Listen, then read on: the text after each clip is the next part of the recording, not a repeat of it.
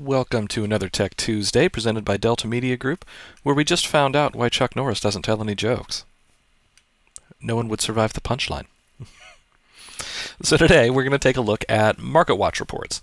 So to just give you a little background, a Marketwatch report is a report that you can set up for a customer either on an individual basis, or now you can set up in bulk. So you can set one up and attach it to multiple customers, or set it up and share it on social media.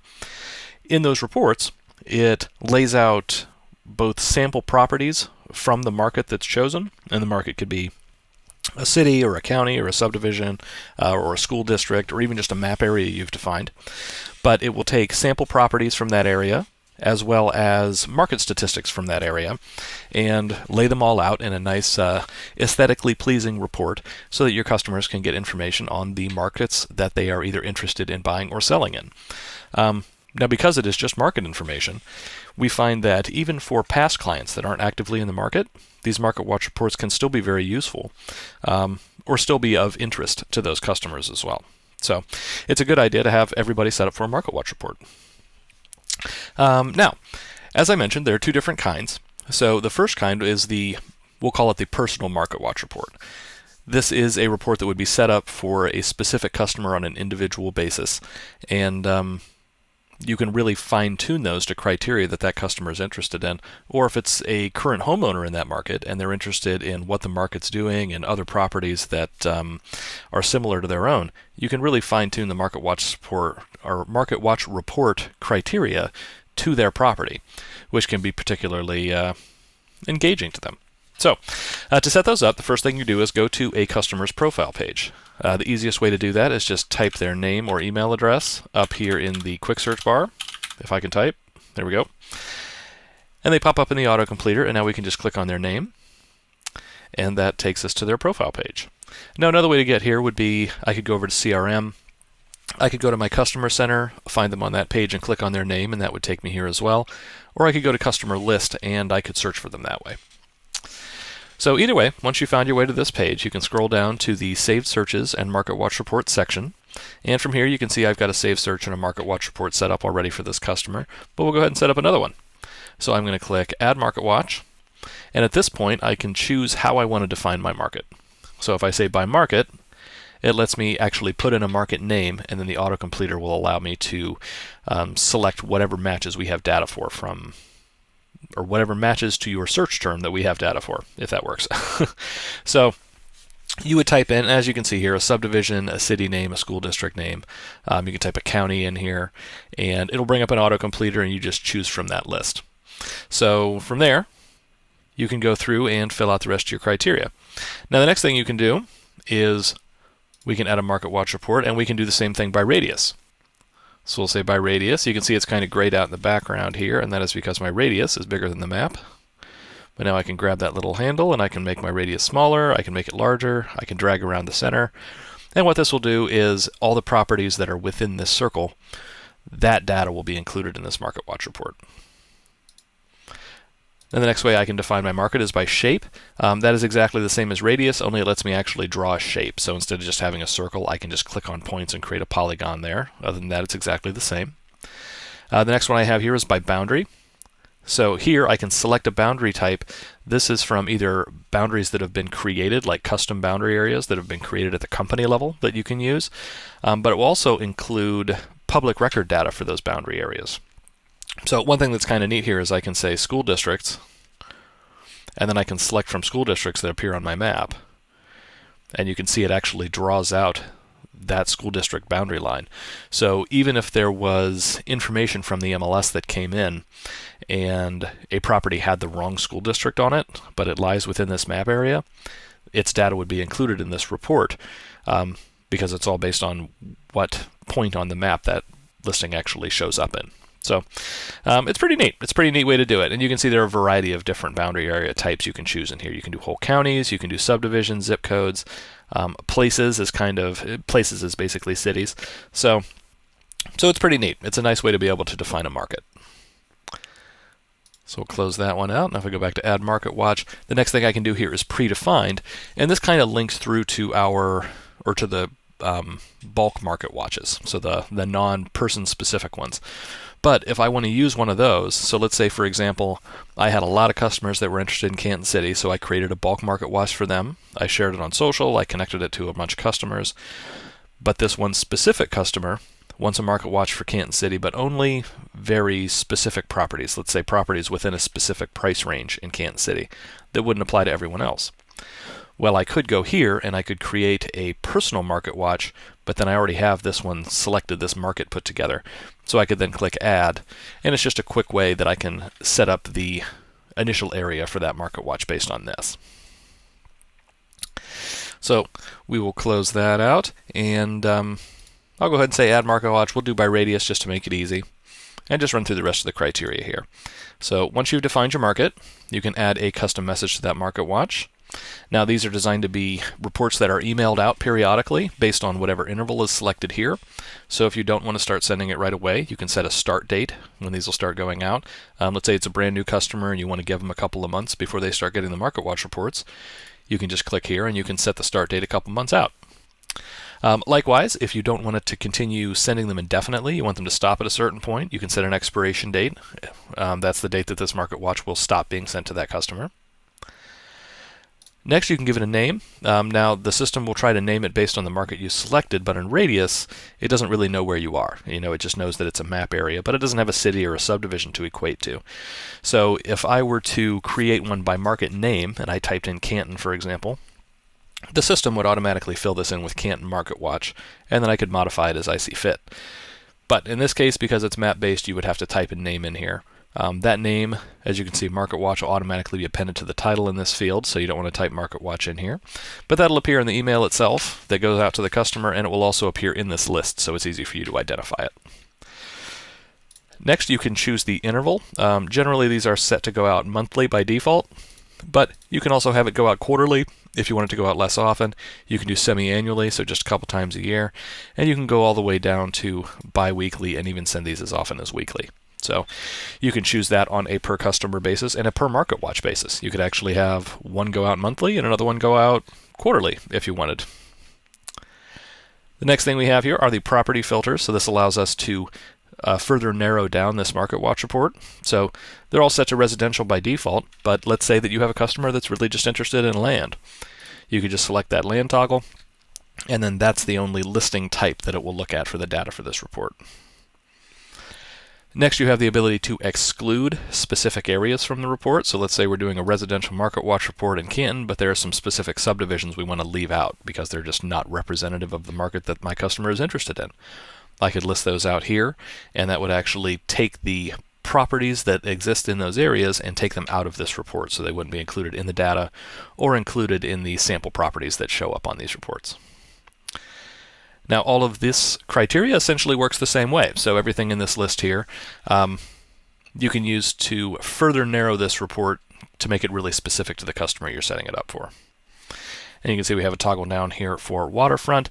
And then the last thing we have here is a toggle that affects essentially the sold listings that will show up in this report. So if we do have sold listing data for you, what you can do is use this slider to say only include listings that have sold in the last, let's say, 60 days. Because the idea is if you leave this with no limit and there aren't very many properties that sell in that area, say it's a smaller subdivision and maybe just a couple properties per month sell there, this report will show a relatively large list of those sold properties. So if there's no limit here and that area only sees a couple of sales a month, then you might have sold listings showing up in this report or on this report from up to 2-3 years ago. And that's just really not representative of the market anymore. We had a very different housing market 3 years ago than we do today. So the idea is I can limit this so that it only shows properties that have sold within the last, say, 60 days. That way, the only sold listings that show up on this report are those that are going to be relative or representative of what the market looks like today. So once you have this set up the way you want, you just click Done. And there we go. We now have a report set up. You can see Canton Radius, so it did pick up the city to drop in there as the Market Watch title. And from here, we have it in our list, so we can click on Details, see some information about our particular Market Watch. I had it centered roughly on this address. That's why that address shows there. And that was my radius. I can also change the frequency here. see a preview, send, delete, or I can edit, which just takes me back to the page I was at where I can edit the criteria here. Next, you can see we have some shortcuts here. We also have some customer activity, which will tell us in this particular report after it's emailed out, and you can see it's just going to the one customer. So after this is emailed out, did they open it? Did they click through on it? How often did it send? When did it send? All that information will show up here. So now if we click on preview, and from here I can either send an email out or preview email out. I can print it, which actually shows the print template, so it is a different template used for the print version versus the email version. Or I can view it in my browser, just as a quick way to see a preview. So we'll click on that, let it think about it for a moment. In fact, while that's thinking, we'll go back over here, and we can click on the print one as well. It's going to have to think about this one too.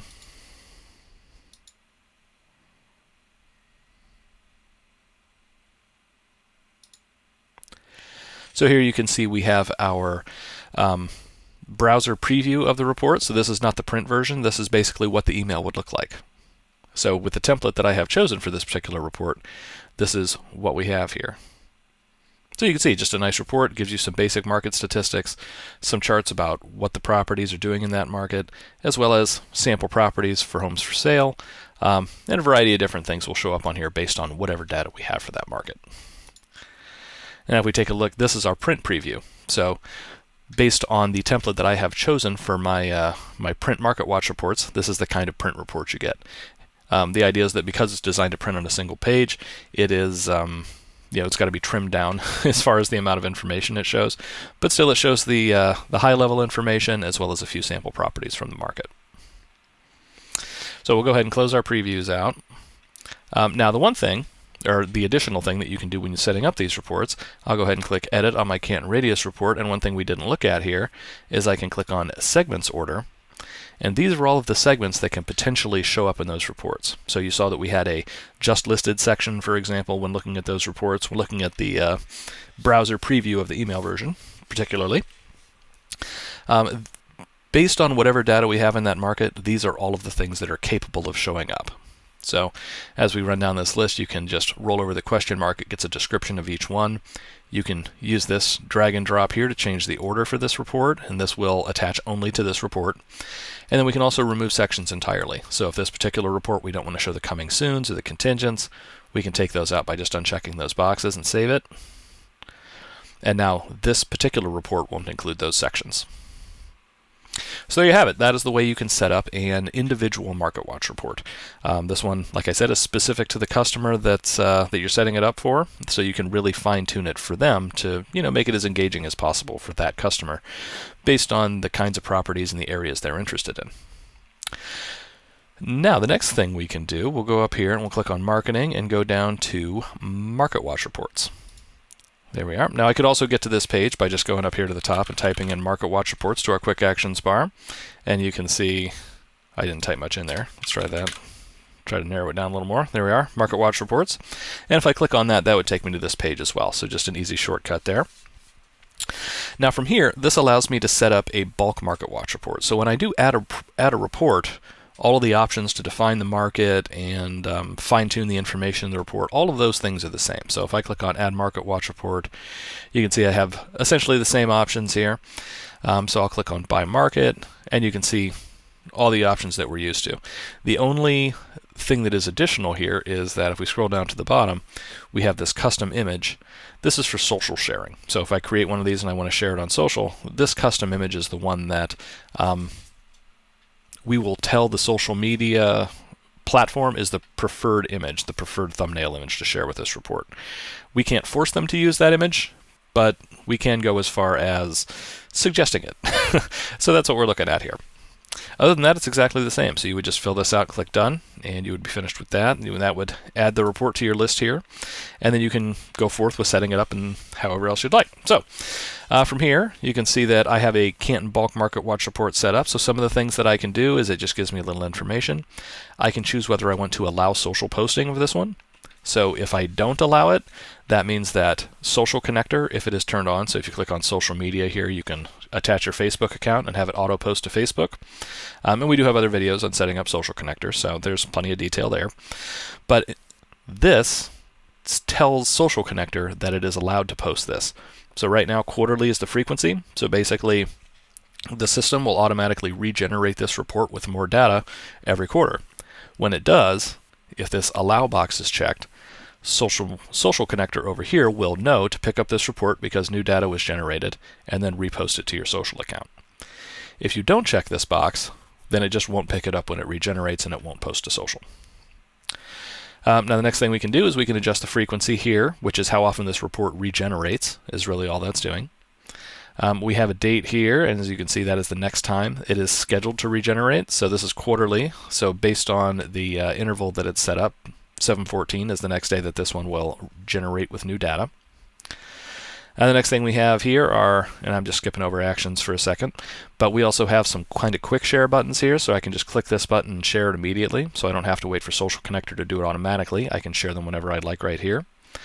I can also copy the URL of the social share version, which basically includes that image and doesn't include like an introduction paragraph like the personal ones do. And I can share that any way I'd like. So if I copy the report URL, I can paste it into my browser to see what things will look like, or I can email that out to a customer if I'd like, if I just want to send one to them real quick and not set up one that's going to go to them, like a recurring one that'll go to them.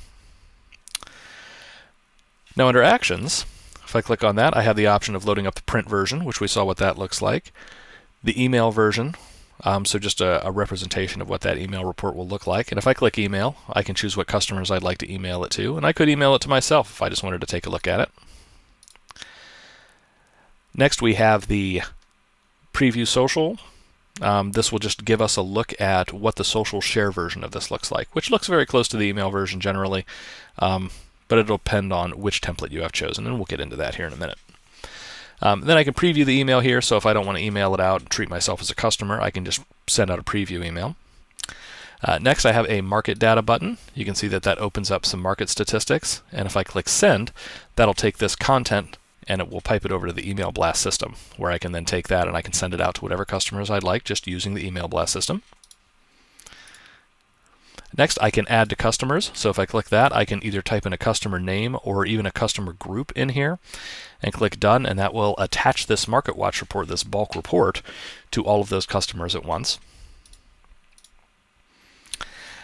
The next thing I can do is I can then edit my report, I can delete it, and then if I do have this report attached to customers, I can view this customer activity, and it will show me the activity for all of the customers it's attached to. So you can see I do have this one attached to some customers, so it lays those out here. Now, let's take a look at Alan Partridge here. So I can click on this button just as a quick shortcut to get to that customer's profile page. And if I scroll down to his Marketwatches section, you can see there is our Kansas City bulk Marketwatch, and I can't edit it from here. If I click that, it tells me why, and I can click here to go back over to that Marketwatches page if I want to make changes. The reason for that is this report is controlled by the bulk Marketwatch. It's maintaining that association so that if I go back to that bulk Marketwatch page, in fact we'll click on edit and then click over here to these user Marketwatches, is how the system labels them. If I make any changes to the Marketwatch here, with the exception of the frequency, I can still control the frequency on a per customer basis if I have this attached to multiple customers. So I could have some people getting this report quarterly, some getting it monthly, but they're all getting the same report. Aside from that, any change I make to this will automatically be applied to the Marketwatch report for all the customers it's attached to. So that way I can have this looking at a market. If I want to, let's say it's looking at a map area and I want to tweak that map area and have it update for everyone all at once, I have the ability to do that. So that is how that is set up, and that's why you can't edit those. And why they look different when you actually look at the customer profile page. So you can still see they're attached, but you can tell that it's attached as a bulk Marketwatch and not one that's individual to them. So there you have it as far as setting up those reports. Now if we go down a little bit lower here, you can see there are some Marketwatch overviews. So this section is just kind of a convenience piece that's automatically created for every one of these bulk Marketwatches you created. So if I click on this one, you can see it just gives me some statistics in the last 7 days. I can take a look at the last 30 days. So just some quick market statistics for all the Marketwatch reports I have set up. So now just a few more things to look over on this page. Now, add Marketwatch, we took a look at that one. Now the next thing we can do is we have the Marketwatch Settings button here. Now this allows us to change the segments in these. This is kind of like a default. So this order and which ones are included applies as the default for all Marketwatch reports I create, and then also applies to all of these bulk Marketwatch reports. So instead of setting it on an individual Marketwatch basis, this essentially sets your defaults. So if you know that you never want to have a pending section, you can turn it off, and then it's just always turned off. So that way you're not turning it off each time you set up a Marketwatch report. Now the next thing you can do is under this Templates tab, you can select which Marketwatch template is used for the different kinds of Marketwatch reports. So as we went over these, we saw that there's an email version, a print version, and a social share version. So here we have Marketwatch type email. I can just cycle through this list, and if I see one I'd like to use better, I can just click on that one. It's now selected, and if I save it, that's the template that will be used for all of the email Marketwatch reports from that point forward. I can switch to print, and from there it shows me all the print templates that are available. So again, I would just select and save, and that would save that template. And then social media, exactly the same way. So I can just run through the list. These are all of the social share templates. I can select the one I like and click save. Now in many cases the templates are very similar from one medium to the next. So there's an email template with a print template that looks a lot like that, and with a social share template that looks a lot like that also. So you can kind of follow that theme through each one if you'd like, or you can select something totally different. So it kind of gives you the freedom to do that there. So we'll close that out. Now the next item that we have here is automation. This allows you to have a Marketwatch report set up automatically for customers that make a request on the website. So anytime a customer goes to your website and they request either a showing or request additional information on a specific property, if they don't have any Marketwatches already, the system, with this turned on, will automatically create a Marketwatch for them that is centered on whatever property they made the request on, and includes all the properties in a radius of whatever you have selected here. 5 miles is what we default that to, but you can change that to whatever you'd like. And then you can also control what the frequency or what the interval for sending out those Marketwatch reports will be whenever the system automatically creates them. So there you have it. You would just set these up, click save, and then those would be created automatically every time someone makes a showing or an information request on a property on your website. So there you have it. There is the Marketwatch report system. Now this takes a look at, we took a look at both the personal side, so the individual Marketwatch reports, and the bulk or the user Marketwatch reports. So now you know what you can do with the Marketwatch report system. So as always, thanks a lot for joining me. If you like this video and you want to see more content like this, feel free to like and subscribe, and you can even click the notification bell and receive notifications whenever we do post a new video to our channel. So thanks a lot. If you have any questions, comments, concerns, feel free to send an email into our support department at support@deltagroup.com, or give us a call and we can walk you through this or whatever else in the DeltaNet you would like. Thanks a lot.